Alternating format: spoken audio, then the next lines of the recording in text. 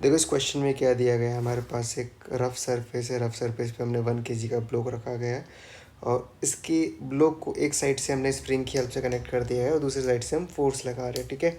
और स्प्रिंग को 10 सेंटीमीटर हम कंप्रेस कर रहे हैं और ये जो ब्लॉक है 10 सेंटीमीटर कंप्रेस करने के बाद ये रेस्ट में रहता है, इक्विलिब्रियम में रहता है ना, इक्विलिब्रियम रहता है। और किस रेंज के लिए रहता है कि 8 न्यूटन का फोर्स लगाओगे और 18 न्यूटन के बीच के फोर्स लगाओगे तो 8 से 18 न्यूटन के बीच में क्या रहेगा, ये रेस्ट में रहेगा ना, रेस्ट में रहेगा, ठीक है। अगर 8 से कम लगाया तो मूव कर जाएगा, 18 से ज़्यादा लगाया तो भी क्या कर जाएगा, मूव कर जाएगा ना, तो भी क्या कर जाएगा, मूव कर जाएगा। अब यहाँ पे फंडा क्या काम आ रहा है, क्योंकि देखो सरफेस के बीच में जो लग रहा होगा फ्रिक्शन फोर्स है ना, सरफेस के बीच में फ्रिक्शन फोर्स लग रहा होगा, वो सेल्फ एडजस्टिंग इन नेचर, तो अपना मैग्नीट्यूड क्या कर रहा है, चेंज कर रहा है, ब्लॉक को रेस्ट में रखने में क्या कर रहा है, हमारी हेल्प कर रहा है। तो पहली सिचुएशन क्या है, ये 8 न्यूटन है मिनिमम वैल्यू ना। जब 8 न्यूटन फोर्स लग रहा होगा, यहाँ पर 8 न्यूटन फोर्स लग रहा होगा तो ब्लॉक जस्ट क्या कर रहा होगा, रेस्ट में होगा। 8 से कम होगा तो ब्लॉक राइट में चला जाएगा। इसका मतलब फ्रिक्शन कैसे लग रहा होगा, फ्रिक्शन लग रहा होगा लेफ्ट में ना, फ्रिक्शन लग रहा होगा लेफ्ट में। और ये कितना हो गया, के एक्स हो गया है ना, के एक्स लगा, ये लग रहा होगा किस में, राइट में।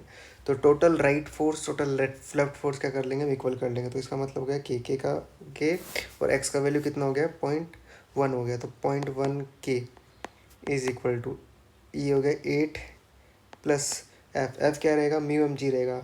तो म्यू एम वाई का वैल्यू कितना, 1, जी का वैल्यू 10, तो कितना हो गया 10 म्यू। तो ये फर्स्ट इक्वेशन हो गई। ऐसे सेकंड इक्वेशन देखो, सेकंड इक्वेशन में क्या होगा, सेकंड केस में क्या होगा, रेड से कलर ले रहा हूँ मैं, तो 60 न्यूटन का फोर्स लगाऊंगा मैं, 60 न्यूटन का फोर्स लगाऊंगा। इस केस में क्या होगा, ब्लॉक के पास टेंडेंसी होगी लेफ्ट में मूव करने की, तो फ्रिक्शन कैसे लग रहा होगा, बैकवर्ड में लग रहा होगा ना, बैकवर्ड में लग रहा होगा। तो यहाँ अगर मैं कहना चाहूँ तो 0.1 के इज इक्वल टू कितना हो गया, सॉरी 16 नहीं था, 18 था, तो 18 माइनस 10 में हो जाएगा, सेकंड इक्वेशन होगा। फर्स्ट और सेकंड को ऐड कर लोगे तो ये 0.2 के हो जाएगा, ये 26 हो जाएगा है ना, 26 हो जाएगा। तो के की वैल्यू कितनी हो जाएगी, 130 न्यूटन पर मीटर हो जाएगी। अब इस वैल्यू को किसी भी इक्वेशन में आप रख दो तो कितना हो जाएगा, ये 13 फर्स्ट में रखा आपने, तो 8 + 10 म्यू हो जाएगा। तो म्यू की वैल्यू आई थिंक कितनी आ जाएगी, 5/10 आ जाएगी, दैट इज इक्वल टू 0.5।